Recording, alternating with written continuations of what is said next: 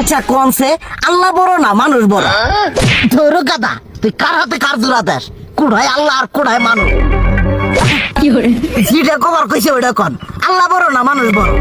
আল্লাহই তো বড়। আল্লাহ বড়, তাহলে আল্লাহর কথা না হইনা মানুষের কথা শুনেন কে? তুই কি কইতাছস?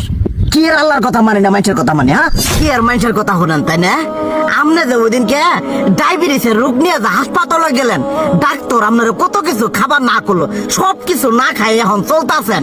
তাহলে আল্লাহ যে আপনারে কইছে যে হারাম খাবার না, সুদ খাবার না, কই আপনি তো কাম কাজ বাদ দিয়ে এলাকার মধ্যে টাকা পয়সা না গায়ে খালি ওইলে দিয়েই খান, নিজেরা টিয়াও হালাল ভাবে কামাই করেন না, ওই সুদ তো না কয়টা টিয়া করে লাভ আহে ওইলে দিয়ে দিয়ে চলে না, পেট বড় বানাইছেন। শুনেন একটা কথা কই, হারামের কোনোদিন আরাম নাই। হালাল পথে রুজি রোজগার করেন, প্রয়োজনে এড়া বেলা কম খায়েন, তাও শরীর পিণ্ডও ভালো থাকবো, কোনো রোগ বেদও হবো না, আরামও পাবেন, আল্লাহও খুশি থাকবো। তুই আমার এইভাবে বুঝাবি আগে কইলি না কে?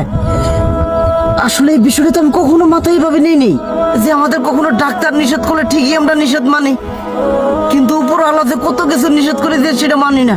আর এই যে হারাম পথে টিয়া পয়সা কামাই করতেছেন, শরীরের মধ্যে দুনিয়া রোগ বেত হয়েছে, দেখা যাইতেছে যা টিয়া হারাম পথে কামাই করতেছেন তার তো বেশি টিয়া মনে করেন জ্বলেই যাইতেছে গা বেশি। আজকের পর থেকে আমি আর এই হারাম সুদ খামো না, আমি হালাল পথে চলবো, হালাল টাকা পয়সা ইনকাম করবো।